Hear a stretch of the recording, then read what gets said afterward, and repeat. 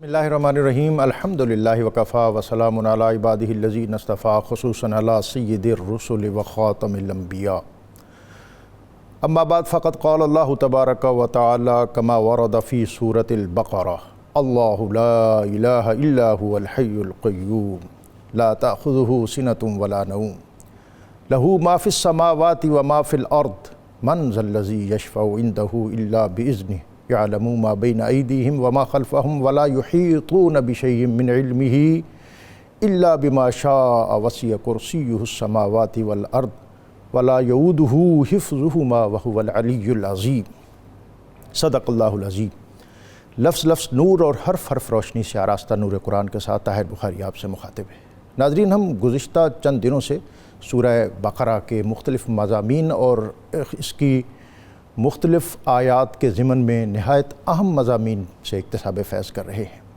سورہ بقرہ، جیسا کہ ہم نے ابتدا میں ذکر کیا کہ یہ مدنی سورہ ہے اور ہجرت کے بعد سے غزوہ بدر سے کچھ پہلے تک یعنی 2 ہجری تک کا اس کا عرصہ ہے نزول کا، اور اس کی ابتدائی نصف اول یعنی تقریباً 118 آیات وہ ہیں جس میں براہ راست یہود کو خطاب ہے، اور اس کا نصف ثانی دوسرا حصہ اس میں نبی اکرم رسول محتشم صلی اللہ علیہ وآلہ وسلم آپ کی امت کو خطاب کیا جا رہا ہے۔ نبی اکرم رسول محتشم صلی اللہ علیہ وآلہ وسلم ہجرت کر کے جب مدینہ تشریف لائے تو یہاں کا تفوق اور یہاں کا مذہبی اور معاشی نظام یہود کے ہاتھ میں تھا۔ ابتدائی طور پر یہود کا خیال تھا کہ یہ لٹے پٹے لوگ آئے ہیں، کچھ ہی عرصہ کے بعد اپنی حیثیت برقرار نہیں رکھ سکیں گے اور یہود میں ضم ہو جائیں گے۔ لیکن اس سورہ میں، سورہ بقرہ میں، جس تسلسل اور تفوق اور جس عمدہ انداز میں اللہ رب العزت نے دنیا کو یہ بتایا کہ اب عروج، ارتقاء، بلندی اور پیشوائی کا تاج بنی اسرائیل سے بنو اسماعیل کی طرف منتقل ہونے جا رہا ہے، اور اس کے لیے بہت بنیادی چیز نبی اکرم رسول محتشم صلی اللہ علیہ وآلہ وسلم کی بعثت کو قرار دیا گیا، اور فرمایا گیا کہ یہ امت جو ہے اس کا نیوکلیس اور اس کا مدار نبی اکرم رسول محتشم صلی اللہ علیہ وآلہ وسلم کے ساتھ وابستگی میں ہے۔ اور اقبال نے بھی اسی طرف اشارہ کیا تھا کہ از رسالت در جہاں تکوین ما، از رسالت دین ما آئین ما، کہ یا رسول اللہ آپ کی بعثت اور آپ کی رسالت اسی سے ہمارا دنیا کے اندر عروج، ارتقاء اور وجود باقی ہے۔ اور اقبال نے کہا تھا کہ قوم را سرمایہ قوت ازو، حفظ سر وحدت ملت ازو، کہ ہماری ترقی، ہمارے عروج، ہماری بقا اور ہماری قوت اور طاقت دنیا کے اندر سراسر نبی اکرم رسول محتشم صلی اللہ علیہ وآلہ وسلم کے وجود سعید کی برکتوں سے ہے۔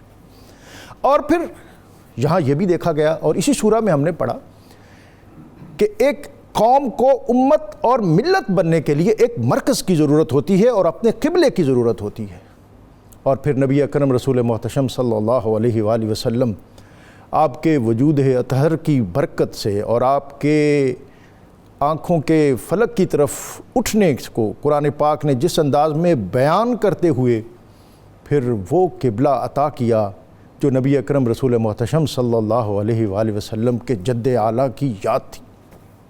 اور اسی سورہ بقرہ میں اللہ نے ارشاد فرما دیا قد نرا تقلب وجہک فی السماء فلنولینک قبلۃ ترضاھا۔ اور پھر ناظرین، اس سے آگے جب ہم بڑھتے ہیں تو ہم دیکھتے ہیں کہ یہ سورہ جو ہے، اس کا جو نصف ثانی جس کی کچھ آیات آج ہم بطور خاص اس سے اکتساب علم اور اکتساب فیض کریں گے، کہ ایسے محسوس ہوتا ہے کہ جیسے ایک بہت خوبصورت رسی 2 ڈوریوں سے بندھی ہوئی ہو اور اس سے آراستہ ہو کر وہ آگے بڑھ رہی ہو۔ ایک طرف عقائد اور ایمانیات، اور عقائد اور ایمانیات میں بہت بنیادی چیز توحید۔ دنیا کے اندر انبیاء اور رسل جس عظیم مشن کو لے کر تشریف لائے، اس کا بنیادی محور عقیدہ توحید اور رسالت اور پھر دین کی صداقت تھا۔ اور اس سلسلے میں ابتدائی طور پر میں نے جو آیا پڑھنے کی سعادت حاصل کی ہے، آیت الکرسی جس طرح توحید ذاتی میں سورہ اخلاص کو ایک تفوق اور ایک نمائندہ حیثیت حاصل ہے، اسی طرح اس آیت کو توحید صفاتی کے اعتبار سے بہت نمائندہ حیثیت حاصل ہے۔ آج ہم اس کے مضامین اور اس کی فضیلت اور اس کی برکات اس سے بھی اکتساب فیض کریں گے، اور اس کے ساتھ ساتھ ناظرین معاملات اس سورہ کے وہ اس حصے میں جو ہم اس وقت مطالعہ کر رہے ہیں، اس میں بہت سے ایسے معاملات ہیں جو ہماری روزمرہ زندگی سے متعلق ہیں، لیکن اپنی بعض جدت رازیوں کی وجہ سے یا جلد بازیوں کی وجہ سے یا ناقبت اندیشی کی وجہ سے ہم ان سے اعراض کرتے ہیں۔ اس میں بطور خاص سود کی لعنت، جس نے صرف اس خطے یا اس سوسائٹی کو نہیں بلکہ پوری دنیا کے معاشی نظام کو جکڑا ہوا ہے، اور یہ استحصال ہر قدم پر بڑھتا ہی چلا جا رہا ہے۔ اسلام نے اس کو کس طرح کنڈیم کیا، اس کے ساتھ دیگر معاملات کہ جب تم لین دین کرو تو وہ کس طرح ہونا چاہیے، کاروبار کا اسلوب اور اصول کیا ہونا چاہیے، اور جب تم کسی کو قرض دو اور قرض کی مہلت کے باوجود اگر قرض لینے والے میں سکت نہ ہو تو پھر اس وقت تمہارا رویہ اور تمہارا طرز عمل کیا ہونا چاہیے۔ یہ سورہ، یہ نور علی نور، اس کو نبی اکرم صلی اللہ علیہ وآلہ وسلم نے قرآن پاک کے مضامین کا کلائمیکس، عروج اور بلندی قرار دیا، اور اس کو الزہرا اس سے تعبیر کیا کہ یہ روشنی ہے، تابندگی ہے، اس کے اندر جو چمک ہے اس سے آپ زندگی کی راہیں آراستہ اور استوار کر سکتے ہیں۔ ان اہم مضامین پر گفتگو کے لیے ہمیشہ کی طرح آج ہمارے ساتھ موجود ہوں گے علامہ مفتی محمد فاروق القادری صاحب۔ میں ان کو خوش آمدید کہتا ہوں۔ ان کے ساتھ پروفیسر نصیر قادری، اور اللہ رب العزت کی بارگاہ میں حمد کا نذرانہ پیش کرنے کے لیے آج ہمارے مہمان ہیں جواد احمد نقشبندی۔ ان تمام مہمانوں کو خوش آمدید، اور مہمانوں کی طرف جانے سے قبل اللہ رب العزت کا اسم گرامی الرقیب، راہ دکھانے والا، اس اسم خاص کی برکت یہ ہے کہ اس اسم کا ورد کرنے والا براہ راست ہدایت پاتا ہے، اور اللہ رب العزت اس کے لیے ہدایت کے خاص دروازے کھولتا ہے۔ مفتی صاحب، آج شقرا اور اس کے مضامین ہمیشہ کی طرح آج بھی بہت اہم ہیں، اور ہم ہر روز یہی محسوس کرتے ہیں کہ جن 5-6 آیات کا آپ انتخاب کرتے ہیں ان میں سے کوئی ایک آیت اور ایک مضمون بھی شاید پورے پروگرام کے لیے کافی ہو، لیکن ہم نے چونکہ آگے بڑھنا ہے، اور پروگرام کا بنیادی مقصد یہی ہوتا ہے کہ لوگوں کے لیے مطالعہ اور از خود قرآن پڑھنے کا شوق اور ذوق پیدا ہو۔ تو بہرحال ابتدا آج کے مضامین کے حوالے سے اور بطور خاص آیت الکرسی جناب۔ بسم اللہ الرحمن الرحیم۔ بڑا خوبصورت پرمغز دیباچہ آج کے پروگرام کا آپ نے پیش کیا ہے۔ میں سمجھتا ہوں آج کے پروگرام کا خلاصہ تھا آج کا آپ کا انٹرو۔ آیت الکرسی یہ قرآن مجید کی عظیم اور جلیل الشان آیت ہے، سبحان اللہ۔ بلکہ حضرت ابی بن کعب رضی اللہ تعالیٰ عنہ سے ایک مرتبہ حضور رحمت کونین صلی اللہ علیہ وسلم نے امتحاناً پوچھا کہ ابی، قرآن مجید کی سب سے عظیم آیت کون سی ہے؟ انہوں نے عرض کی یا رسول اللہ آیت الکرسی۔ آپ بہت خوش ہوئے، سبحان اللہ، اور آپ نے ان کو مبارک دیتے ہوئے کہا تمہیں یہ مقدس علم مبارک ہو۔ واہ، تو آیت الکرسی یہ علوم الہیات کی جامع آیت ہے، اور اس کے اندر اللہ رب العزت نے کوزے میں حقیقتاً دریا بند کیا ہے۔ اللہ تعالیٰ کے وجود پر اور اس کے صفات پر اتنا جامع، اتنا مکمل، اتنا معنی خیز بیان شاید انسانوں کی لکھی ہوئی، بلکہ یقیناً انسانوں کی لکھی ہوئی ہزاروں لاکھوں کتابوں میں نہیں ہے جو اللہ تعالیٰ نے خود اس ایک آیت میں واضح فرمایا ہے۔ یہ آیت مقدسہ جہاں مضمون کے لحاظ سے بڑی گہرائی رکھتی ہے، وہیں فضیلت کے لحاظ سے انمول ہے۔ وہ جو حضرت ابو ہریرہ والی ایک طویل حدیث ہے، 3 دن گندم کے گودام میں ایک چور آتا رہا، اور چوری کے دوران پکڑا جاتا تو اپنی قسم پرسی، اپنی خستہ حالی سامنے رکھ کر گڑ گڑاتا، اور حضرت ابو ہریرہ معاف کر دیتے۔ وہ پھر آیا تو حضور علیہ السلام نے حضرت ابو ہریرہ کو پہلے باخبر رکھا تھا، پھر آئے گا اور ایسا ہی کرے گا۔ ابو ہریرہ نے فرمایا اب میں تجھے نہیں چھوڑوں گا، تو ہر مرتبہ ایسا ہی عذر بیان کرتا ہے لیکن پھر چوری کے لیے آ جاتا ہے۔ اس نے کہا آج مجھے چھوڑ دیں، آئندہ میں نہیں آؤں گا، اور میں آپ کو اس کے بدلے میں ایک بہت امپورٹنٹ بات بتاتا ہوں۔ وہ بات کیا ہے؟ اس نے کہا جی کہ آپ جب رات سوتے وقت آیت الکرسی پڑھ لیں تو صبح تک اللہ تعالیٰ آپ کی حفاظت کرے گا، سبحان اللہ، شیاطین آپ کے ارد گرد نہیں آ سکیں گے۔ حضرت ابو ہریرہ نے یہ سارا قصہ حضور کی خدمت میں پیش کیا تو آپ نے فرمایا وہ شیطان تھا، ہے تو جھوٹا لیکن یہ بات اس نے سچ کی ہے۔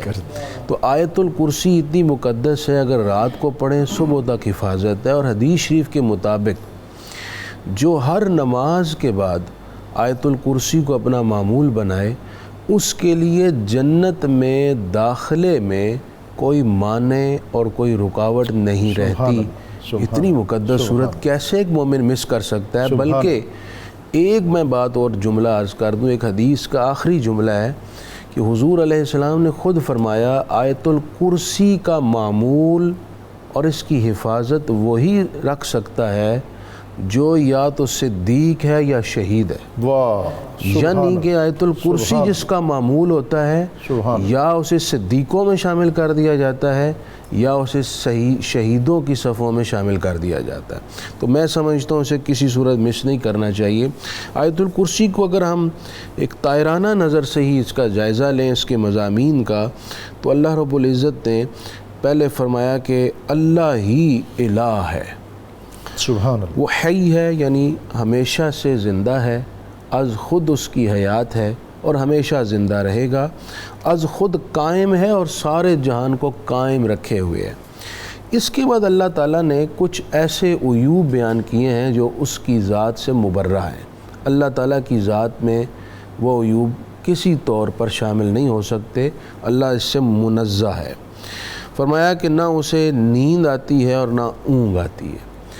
تھکاوٹ اور سستی کی وجہ سے غفلت کے طور پر انسان پر جو کیفیت طاری ہوتی ہے خاص غفلت کی، اسے اونگ کہتے ہیں، اور اللہ تعالیٰ اس کیفیت سے پاک ہے، اور نہ اسے نیند آتی ہے۔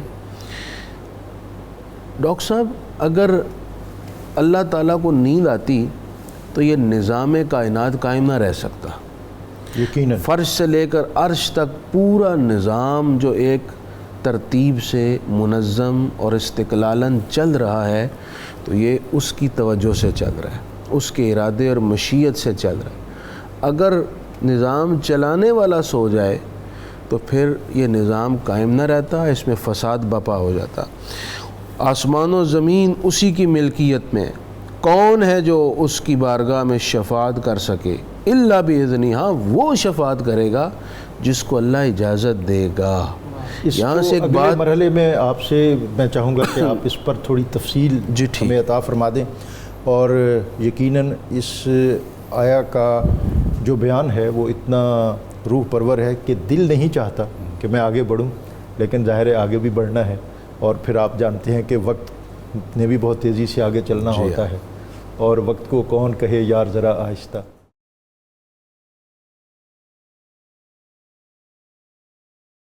پروفیسر صاحب، ایک تو میں ناظرین سے یہ شیئر کر لوں، اور میں اختتام پر پھر کروں گا کہ آیت الکرسی کے حوالے سے مفتی صاحب نے جو ابتدائی میں بات عطا فرما دی ہے کہ ہر نماز کے بعد پڑھنے والا اس کو یہ سعادت اور اعزاز میسر ہے۔ نبی اکرم صلی اللہ علیہ وسلم نے فرمایا کہ اس کے جنت کے جانے میں موت کے علاوہ اور کوئی چیز رکاوٹ نہیں ہے، اور اس آیت کرسی کو پڑھنے میں 30 یا 40 سیکنڈ لگتے ہوں گے۔ اب ظاہر ہے جب یہ آیت الکرسی اس انداز میں اب پڑھیں گے تو اس سے پہلے فرض نماز اس کا بھی پورے اہتمام کے ساتھ ادائیگی وہ بھی لازم ہے۔ اور دوسری جو آپ نے ابتدائی میں فرما دی وہ یہ ہے کہ رات کو پڑھیں تو صبح تک، اور صبح کو پڑھیں تو رات تک۔ وہ جو حصار جس کا ہر وقت ہم طلب کرتے ہیں اور لوگوں کے پاس جاتے ہیں کہ جی ایک بے چینی سی رہتی ہے، تو اس کا علاج اس آیت الکرسی اس کو حرز جاں اور ورد زبان بنانے کے حوالے سے مفتی صاحب نے بتایا ہے. اس کی مزید تفصیلات وہ بھی ہم لیں گے. پروفیسر صاحب، یہ جو ہمارا دوسرا حصہ ہے آج کی گفتگو کا، حضرت ابراہیم علیہ السلام اور حضرت عزیر علیہ السلام. الم تر الی الذی حاج ابراہیم فی ربہ ان آتاہ اللہ الملک اذ قال ابراہیم ربی الذی یحیی و یمیت قال انا احیی و امیت قال ابراہیم فإن اللہ یأتی بالشمس من المشرق فأتی بہا من المغرب فبہت الذی کفر. جی بہت شکریہ. یقیناً اس میں آج کی جو پوری گفتگو ہے ذات باری تعالیٰ کی، وہ توحید اور ذات باری تعالیٰ کا پورا جو اقتدار ربانی ہے یا علم ربانی ہے، اس کا باقاعدہ بڑے فخر کے ساتھ ذکر کیا جا رہا ہے. اور پھر اسی شخص کے ساتھ جو ابراہیم علیہ السلام سے وہ گفتگو کرتا ہے. جی ابراہیم علیہ السلام فرما رہے ہیں کہ میرا رب تو وہ ہے جو مشرق سے سورج کو نکالتا ہے اور مغرب سے میں سورج کو غروب کرتا ہے.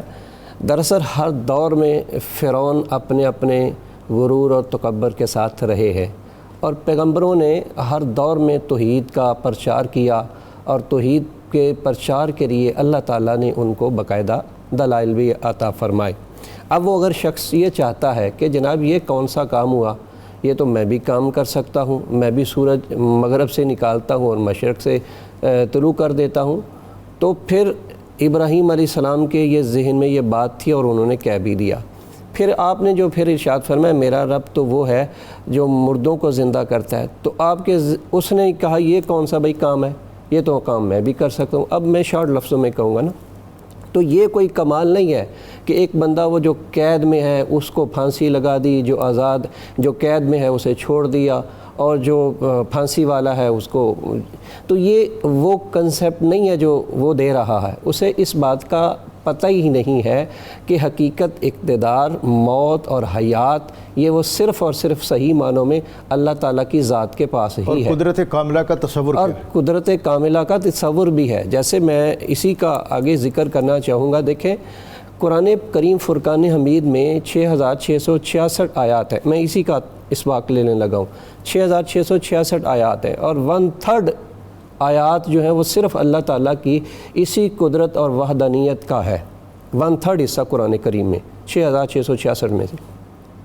اب یہ جو سارا سسٹم ہے کسی کی موت کا، کسی کی زندگی کا، کسی کی حیات کا، علامہ اقبال رحمۃ اللہ علیہ تشریف فرماتے اور فرمانے لگے ایک خاتون تھی اور وہ چرخہ کاٹ رہی تھی.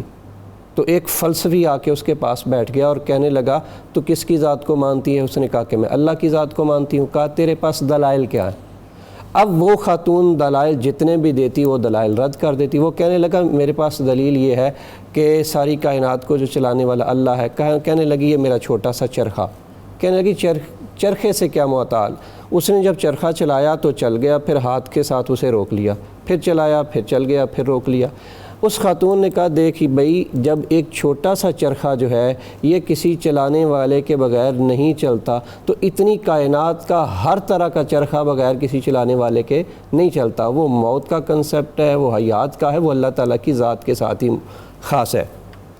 تو اس سے اس باتوں کا اظہار ہوتا ہے کہ اللہ تعالیٰ کی ذات جو ہے وہ موت اور حیات کے ساتھ، اسی لیے آگے ارشاد فرما دیا حی بھی وہ ہے اور قیوم بھی وہ ہے، وہ قائم ہے اور قائم رکھنے والا بھی ہے.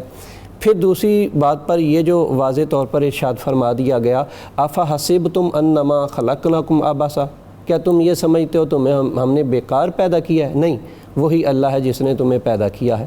پھر آگے جا کے پھر اسی کا اسباق فرمایا کنتم امواتا فاحیاکم ثم یمیتکم ثم یحییکم ثم الیہ ترجعون. کیا تم ان چیزوں کا انکار کر سکتے ہو؟ نہیں کر سکتے.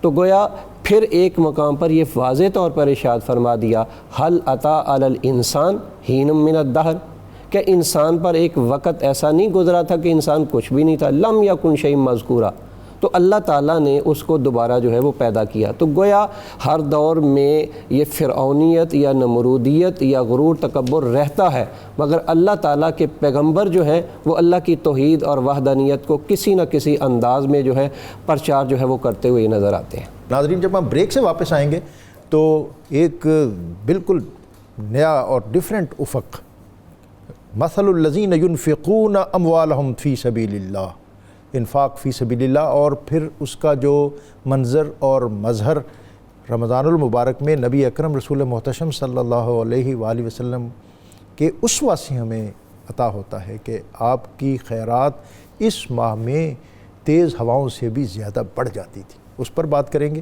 یہاں وقت ہے ایک مختصر سے وقفے کا۔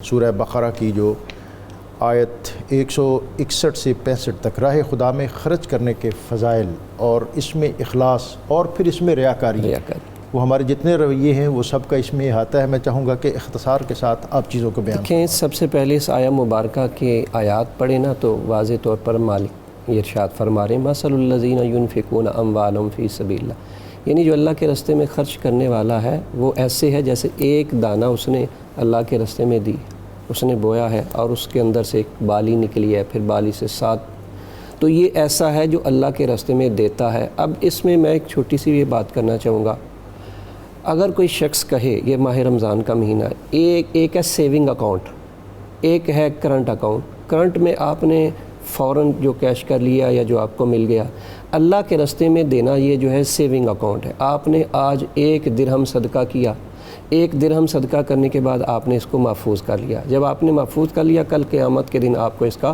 پہاڑ جتنا جو ہے وہ یقیناً اجر مل رہا ہے۔ دوسرے مقام پر یہ ارشاد فرمایا جا رہا ہے وَلَا تُلْقُوا بِأَيْدِكُمْ إِلَى التَّهْلُكَةِ، اپنے ہاتھوں کو ہلاکت میں نہ ڈالو۔ کیوں؟ اس لیے کہ کمانے کا ذریعہ کیا ہے؟ ہاتھ۔ جس ہاتھ سے تم کما رہے ہو اسی ہاتھ سے دوسرے بھائی کو خرچ کرنا، اس کو دینا بھی یہ حصہ ہے۔ پھر قرآن پاک نے ایک اور مقام پر فرمایا وَأَنفِقُوا فِي سَبِيلِ لَن تَنَالُوا الْبِرَّ حَتَّى تُنفِقُوا مِمَّا تُحِبُّونَ، کہ جو پسندیدہ چیز ہے اللہ کے راستے میں خرچ کرنی ہے۔ اس کا مطلب یہ ہے کہ راہ خدا میں خرچ کرنا یہ انتہائی ضروری ہے اور ہمیں حکم بھی دیا گیا ہے۔ اب رہی بات یہ کہ جو انسان اللہ کے راستے میں خرچ کر رہا ہے کیا وہ دکھائے؟ آج کل ماہ رمضان ہے، ماہ رمضان میں لوگ راشن دے رہے ہیں، پیکٹ بنا کے دے رہے ہیں۔ اب تعجب اور دکھ کی بات اس وقت ہوتی ہے جب ایک پیکٹ ہوتا ہے اور 10 لوگ پیکٹ کو ہاتھ لگا کے وہ سیلفیاں اور تصویریں بن رہی ہوتی ہے۔ وہ ایک رسوائی ہو رہی ہوتی ہے اس پیکٹ کی بھی، اس لینے والے کی بھی۔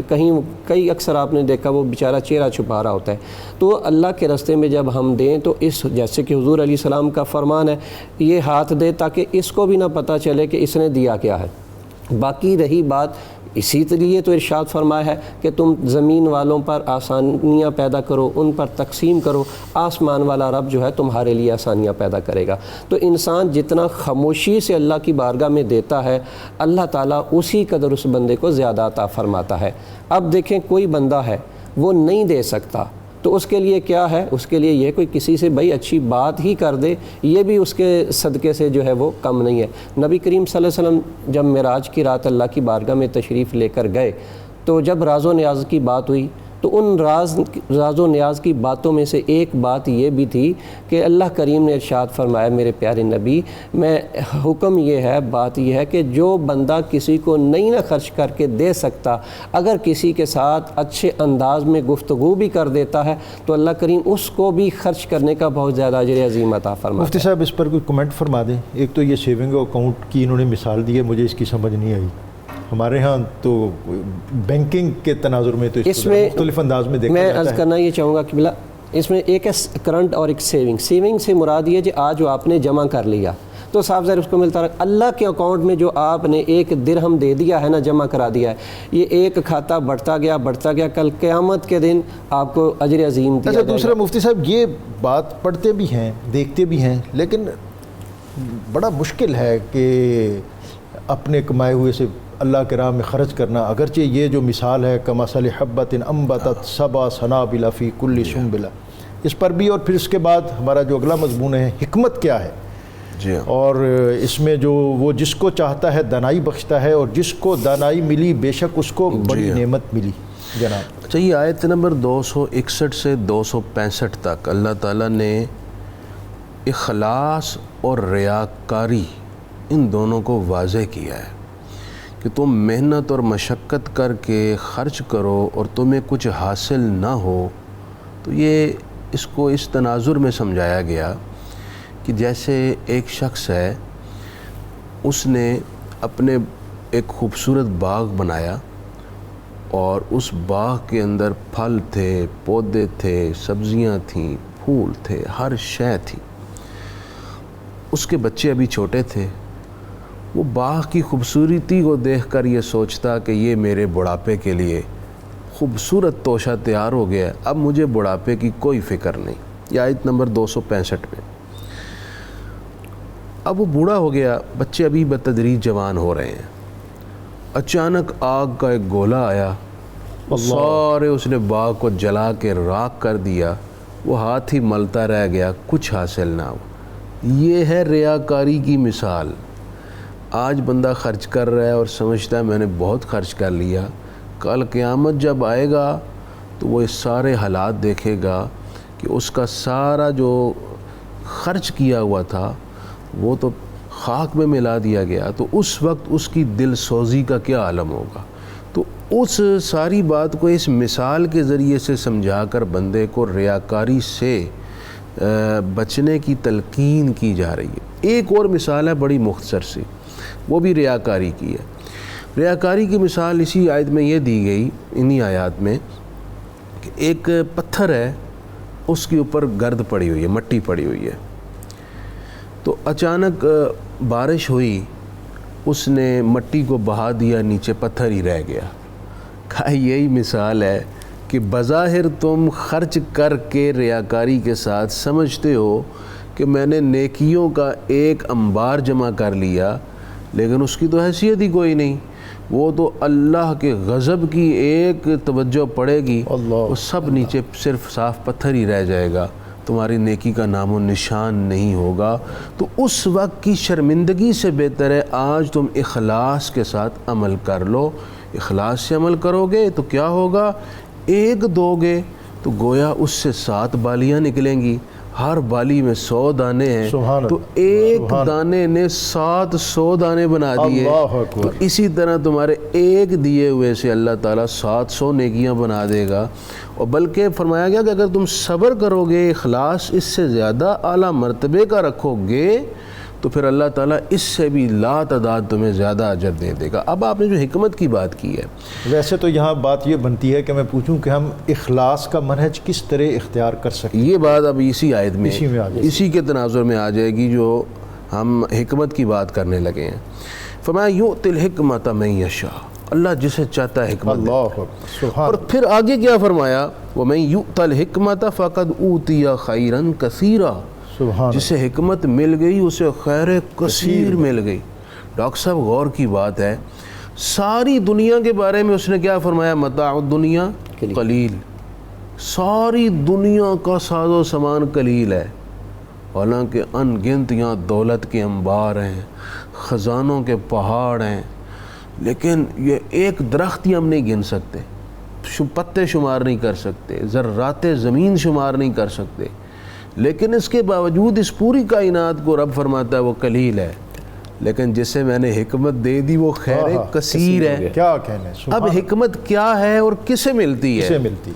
حکمت ڈاکٹر صاحب اس کا آسان سا سادہ سا مفہوم، ویسے احادیث میں یہ ساری روایات، سب سے آسان مفہوم یہ ہے جسے علم نبوی کا فیضان مل گیا، یہ حکمت ہے۔ سبحان اللہ۔ جس سے ماہ مدینہ، سرکار مدینہ صلی اللہ علیہ وسلم سے نسبت کی بدولت وہاں سے توجہ کا فیضان عطا ہو گیا، عشق رسول کے ساتھ علم نبوت کا فیض مل گیا، یہ حکمت ہے۔ سبحان اللہ۔ اور یہ حکمت اتنی بڑی چیز ہے کہ اس حکمت کی بدولت آپ صلی اللہ علیہ وسلم نے فرمایا کہ جس نے 40 دن اللہ کے ساتھ اخلاص کے ساتھ عمل کیا، یعنی نماز میں اخلاص، روزہ رکھا ہے اس میں اخلاص، اگر وہ خرچ کر رہا ہے اس میں اخلاص، ماں باپ کے حقوق یا بیوی بچوں کے حقوق پر پورے کر رہا ہے تو اس لیے کہ میرے رب کا حکم، ہر کام میں وہ اپنے رب کو شامل کرتا ہے اور اسی کے لیے کرتا ہے، یہ ہے اخلاص۔ اگر وہ 40 دن اس طرح کر لے، امام سیوطی نے یہ حدیث نقل کی ہے کہ حضور نے فرمایا 40 دن اگر وہ اخلاص کے ساتھ اللہ کے احکام پورے کرے گا تو اس کے دل میں اور اس کی زبان سے حکمت کے چشمے پھوٹ پڑیں گے۔ سبحان اللہ۔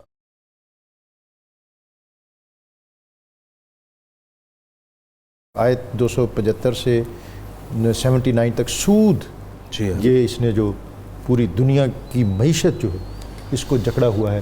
وقت چونکہ بہت کم ہے لیکن میں چاہوں گا کہ اس کا جو دین کا ہمارا تصور ہے وہ واضح ہو جائے۔ جناب پروفیسر صاحب۔ سر میں یقیناً حقیقت بھی یہی ہے، نبی کریم صلی اللہ علیہ وسلم کا فرمان اور قرآن، ہم کیسے اس سے باہر نکلیں؟ سب سے پہلے ہم ریاستی طور پر اس کو دیکھیں۔ قرآن کریم فرقان حمید ارشاد فرمایا یا ایھا الذین آمنوا لا تأکلوا الربا، یہ ربا سود ہے۔ صاف ظاہر سود ہے کیا؟ یہی کسی سے آپ نے ادھار لیے پیسے اور دوبارہ وہ مطالبہ کیا کہ جب آپ مجھے واپس کریں گے تو میں فکس اس نے کر دیا کہ اتنے آپ نے مجھے زیادہ دینے ہیں، اسی طرح تو یہ کیا ہو گیا؟ سود ہو گیا۔ تو اب اللہ کریم نے اس کو منع فرمایا اس کی بجائے تم کیا کرو؟ صدقات کو بڑھاؤ، اپنی نیکی کو بڑھاؤ، جتنے صدقات کو بڑھاؤ گے اتنا یہ کام تمہارے لیے بہتر ہے۔ اب اس پر نبی کریم صلی اللہ علیہ وسلم نے کوئی عام نہیں، آپ صلی اللہ علیہ وسلم نے فرمایا سود کے 73 دروازے ہیں، اور آپ صلی اللہ علیہ وسلم نے فرمایا سب سے ہلکا دروازہ سود کھانے والے کی سزا یہ ہے، فرمایا ایسے ہی ہے جیسے اپنی ماں سے اس نے نکاح کیا۔ بس 73 اس کے دروازے ہیں، اور فرمایا ایسے ہی ہے اس کا ہلکا دروازہ یہ ہے کہ جیسے اس نے اپنی ماں سے نکاح کیا۔ اور پھر اسی طرح آپ صلی اللہ علیہ وسلم نے وضاحت کے ساتھ یہ بھی فرما دیا کہ جب آپ معراج کی رات آپ تشریف لے کر گئے، آپ نے دیکھا بہت سے لوگ ایسے تھے جو پیٹوں میں آگ کھا رہے تھے، اور ایسے تھے جیسے کوئی بولا ڈاگ ہو، کتا ہو، اور پاگل کی طرح بھاگ رہا ہو۔ جب آپ سے پوچھا گیا یہ کون ہے، وہ آپ کو بتایا گیا یا رسول اللہ صلی اللہ علیہ وسلم سے یہ وہ لوگ ہیں جو سود کھانے والے۔ در حقیقت جب تک اس معاشرے میں سود کی یہ لعنت ختم نہیں نہ ہوگی، سود دینے والا، سود لینے والا، مجھے اس پہ ایک بڑا تعجب ہوا۔ ہمارے ایک بڑے حاجی صاحب تھے اور باقاعدہ نماز پڑھنے والے تھے، باجماعت ظہر کی نماز پڑھ کے مسجد سے باہر نکلے، سنا رہے تھے، تو جب نماز نکلے آگے جا کے ان کی دکان پہ گاہک بیٹھے ہوئے تھے اور پیسے انہوں نے دیے تھے اور بحث شروع ہو گئی، اور وہ زیادہ صاف ظاہر سود کے مطابق مانگ رہے تھے۔ تو جب انہیں پوچھا گیا جی صاحب ابھی آپ نماز پڑھ کے آئے ہیں اللہ کے حکم کے، اور اب آپ نے یہ کام، وہ کہنے لگے جی وہ اللہ کا کام ہے، یہ میرا کام ہے۔ یعنی بندہ یہ سمجھتا ہے اب میں نے اگر کمانا ہے تو میں نے اب تو باقاعدہ اس پہ انویسٹ کیا جاتا ہے اور باقاعدہ اس کو کاروبار بنایا گیا ہے۔ نبی کریم صلی اللہ علیہ وسلم نے خطبہ حجۃ الوداع کے موقع پر سب سے پہلے آپ نے فرمایا جی سود کے اس مرحلے کے جو چلتا آ رہا ہے، میں سب سے پہلے اپنے چچا کا سود جو ہے وہ یعنی عملی منظر اور مظہر دنیا کو دیا۔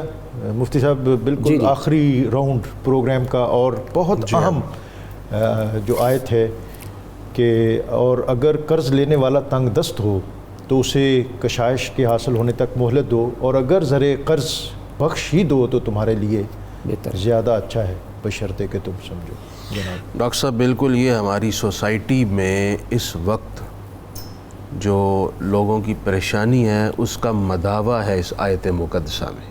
کاش کہ ہم بحیثیت مسلمان اس آیت کو پیش نظر رکھ کر مقروض کو آسانی مہیا کریں۔ دیکھیں پیچھے آئی بات سود کی۔ سود کیا تھا؟ اصلاً قرض کے ساتھ کچھ اضافی رقم وصول کرنا، یہ بے رحمی کی علامت تھی، یہ ایک بھوتوں کا طریقہ تھا، یہ ایک سوسائٹی کے اندر عدم توازن پیدا کرنا تھا مالی اعتبار سے۔ سود لینے سے معاشی خرابیاں اور فساد جنم لیتا تھا۔ اسلام نے اس کو تو کنڈم کر دیا اور اس کو ممنوع ٹھہرا دیا، لیکن اس کا متبادل کیا دیا؟ ہر شے کا دنیا میں ہی بدلہ مت لو۔ کچھ چیزیں ایسی ہیں جو روحانی طور پر تمہیں سپورٹ کرتی ہیں دنیا میں، اور آخرت میں تمہارے لیے بہت بڑی مدد ہوگی۔ اس میں سے ایک قرض ہے۔ سود نہ لو، لوگوں کو قرض دو، بلکہ حدیث شریف کے مطابق کسی کو صدقہ دینے کا اجر 1 ہے اور کسی کو قرض دینے کا اجر 2 گنا فرمایا گیا ہے۔ وہ اس لیے کہ ممکن ہے صدقہ وہ بھی لے لے جس کو فی الوقت ضرورت نہیں ہے، جیسے ایک غریب آدمی ایک سے بھی راشن لے لیتا ہے، دوسرے سے بھی لے لیتا ہے، تیسرے سے بھی لے لیتا ہے، چوتھے کہیں سے ملے وہاں سے بھی جا کے لے آئے گا، ایسے آپ سوسائٹی میں دیکھتے ہیں۔ لیکن مقروض ایسا نہیں کرتا، اس کو جتنے ضرورت ہے اتنا ہی کسی ایک شخص سے لے گا، کیونکہ اسے معلوم ہے میں نے اس کو ریٹرن کرنا ہے۔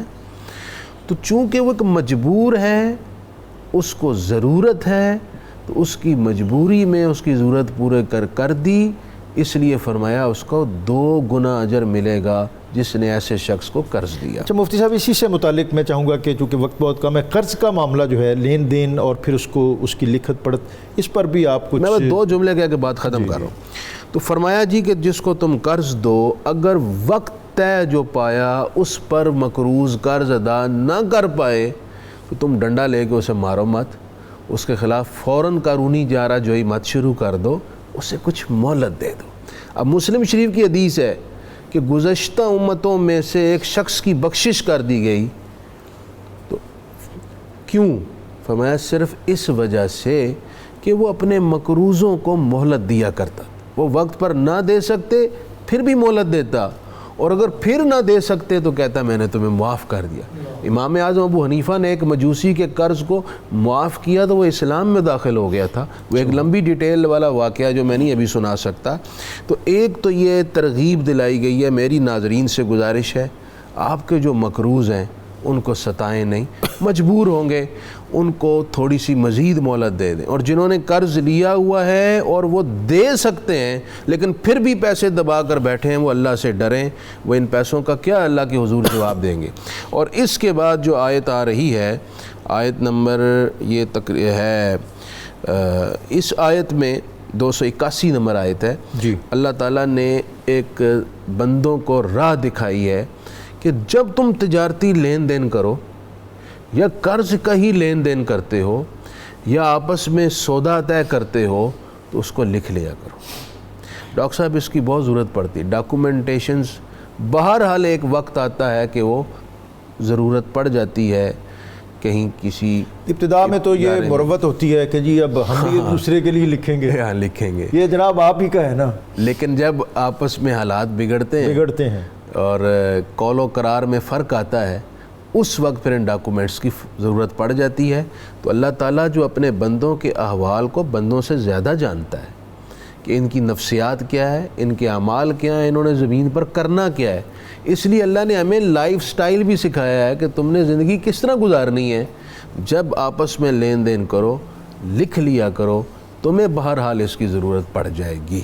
آج کے مہمانوں کا شکریہ، اور آج کا قرآنی وظیفہ ربنا لا تؤاخذنا ان نسینا او اخطأنا، سورہ بقرہ کی آیت 286۔ جو شخص کثرت کے ساتھ سورہ بقرہ کی اس آیت کو معمول بنا لیتا ہے تو اس کے دل سے ہر قسم کا خوف اور ڈر ختم ہو جاتا ہے۔ اللہ رب العزت کی بارگاہ میں حمد نذرانہ پیش کرنے کے لیے میں اپنے مہمان ثنا خان جواد احمد نقشبندی کو دعوت دیتا ہوں۔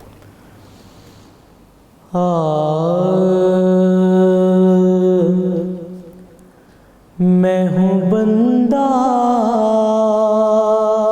میرا خدا تو ہے،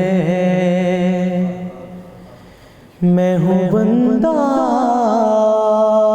میرا خدا تو ہے، لائی کے ثنا تو ہے، میں ہوں بندہ میرا خدا تو ہے، میری تجھ سے برابری نہیں، میری تجھ سے برابری نہیں، میں فنا ہوں مگر بقا تو ہے، میں ہوں بندہ میرا خدا تو ہے، لائی کے ثنا تو ہے، میں ہوں بندہ میرا خدا تو ہے۔ جگہ پہ کروں گناہ جا کے، کس جگہ پہ کروں گناہ جا کے، ہر طرف تو ہے جگہ تو ہے، میں ہوں بندہ میرا خدا تو ہے، لائق سجدہ و ثنا تو ہے، میں ہوں بندہ میرا خدا تو ہے۔ تیرے شاہکار پہ فدا ہے جہاں، تیرے شاہکار پہ فدا ہے جہاں، نقشہ گر شکل مصطفیٰ تو ہے، میں ہوں بندہ میرا خدا تو ہے۔ ڈگمگاؤں میں کس طرح حاکم ہو، ڈگمگاؤں میں کس طرح حاکم، میرا دنیا میں آسرا تو ہے، میں ہوں بندہ میرا خدا تو ہے، لائق